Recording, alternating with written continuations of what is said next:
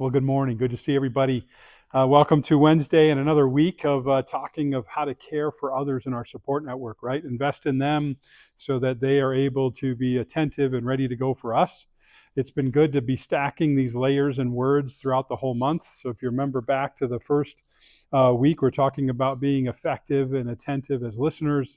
Last week was vulnerability and availability. Well, this week's about ownership and accountability. I think just these series of words that help us take care of everybody. Kind of looking back on Monday and what was written, the first one is simply this idea of our support network will make mistakes, we will make mistakes, and so how do you rectify that? How do you take ownership of the times you've fallen short? How do you know your own expectations? And just to have this really good conflict resolution effort is going to be important to take care of your support networks. The second opportunity to learn something and make sure our support networks are strong is to really follow through on what you say to do, to have consistency on I said I would do it and I followed through on it. It creates a lot of trust. It creates a lot of extended worth belief in that other person, that they are valuable to you and you will make sure that it is done. And then finally, the effort and encouragement for all of us to be very aware of our defensiveness when someone gives us feedback. It's not easy to be told we've fallen short or you made that promise to me and you didn't follow through. So really pay attention to when someone gives you feedback that you are not responding in a negative way. And we'll talk about that at the end of a time today. Those exercises this week are really you defining for yourself what those two words mean and what they look like. I tried to suggest some things in writing, but often in the counseling office, we have to define words that are hard to know we're all on the same page. Words like anger or words like respect. But these two really come into play about what does ownership look like and what's accountability look like. And as long as you can define that and follow through on it and communicate it with your support network, then everyone's on the same page and things will go better. So we have an opportunity to talk about 5 more helpful ways to care for those people around us, things we can do or pay attention to that will work. And so the first one is this idea of rectifying mistakes as soon as you can. Even if you didn't realize it for a day, a week, a month, a year, but as soon as it crosses your mind, that's the time to go forward. Because if you sit on it and chew on it and it just takes a while, you become quickly demotivated to do that and start to think it's not worth it anymore. But in terms of your support network, the sooner you can rectify a mistake, the better it will go. I think the consistency between words and actions, just to echo it again, is really important. I mean, people don't necessarily throw around the word integrity often, but that's what we're talking about, is that you are always acting the way you want to act and you're always treating others the same way despite the circumstances. So pay attention to how you are coming across. I mentioned earlier about expectations. Be sure not to have different expectations for yourself and higher ones for other people. Maybe some ways is to have higher expectations for yourself and lower for others so that you are always meeting that threshold you want to have in terms of treating others with a high level of regard. Regarding the defensiveness that comes out to play, I think that what we're trying to avoid is blaming others for mistakes.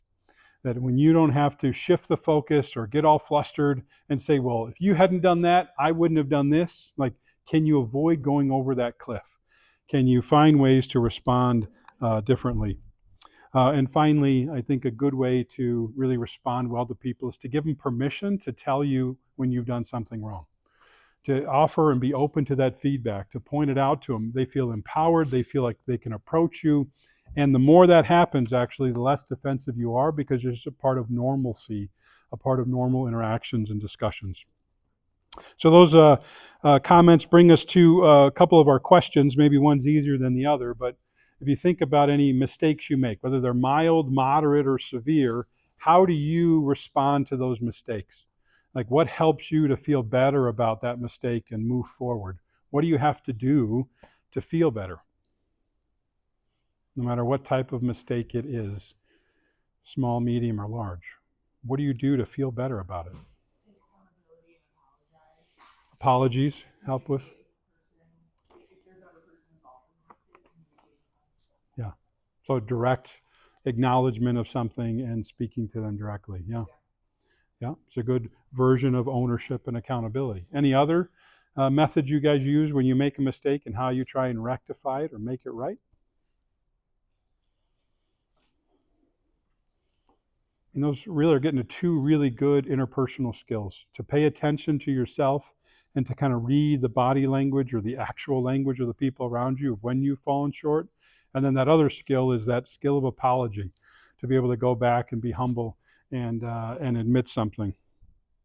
I guess the other question that's maybe been a little rhetorical today, but maybe there's some answers. What helps you to follow through on something when you say you'll do it? It's not just a task list, but something important in regards to relationships. When you say something, what helps you actually achieve it? What steps do you have to take to make sure that happens? That leftover Catholic guilt from high school, that really gets me. Leftover guilt, sure. Yeah. Uh-huh. Yeah. It's like not wanting to disappoint whoever you Mm-hmm. made a promise to. Yeah. I think the positive version of that is you want everyone to always believe they have worth. And so if you say something, it helps reinforce that, yes, I told you and you're important to me, so I'm going to follow through. So that's a more positive version than kind of fear of guilt or disappointment. Be thinking about that as it goes forward. It's a great answer, but it is something to realize you probably have some barriers you have to overcome in order to achieve that and always follow through. Probably has more to do with you than the other person in some situations. Finally, the other examples to talk about here, why these two words are important. I think that when accountability and ownership are aligned and they're working well, there's a lot less chaos behind you. If you're always wondering, like, how do I make it up to that person? Or I'm inconsistent with how I'm doing something. You spend a lot of energy dealing with your past, and it's hard to be present and pursue the passions you have. So the more you're paying attention to those things each day, the lighter the day will be, and the more opportunities will come ahead of you. When you control your own negative thinking, it's going to help you avoid that blaming. Just to echo it again, defensiveness, not paying attention to what's going on, or you already know you've said something and you failed and you're already upset or feeling it that way. We want to have those two words present and aligned so that you don't blame others for small things or big things. And finally, realizing when accountability and ownership are active, you have less stress on your physical body. You have less tension to deal with. You're probably functioning better during the day, you're sleeping better at night, therefore your body feels a whole lot better overall than if you aren't taking accountability and you're shifting the blame to others and you're just kind of coasting through life and don't really have a plan. Your body will be this kind of measuring stick to show that there's something going on. So a good week here to describe these two words. We have 1 week left to go. Next week we'll be talking, the kind of preview is about joy and fun, because those are going to be essential to invest in our support network as well. So good to see everybody this morning. Have a good workout and a good week as we wrap up this month. Okay, thank you. Thank you. Mm-hmm.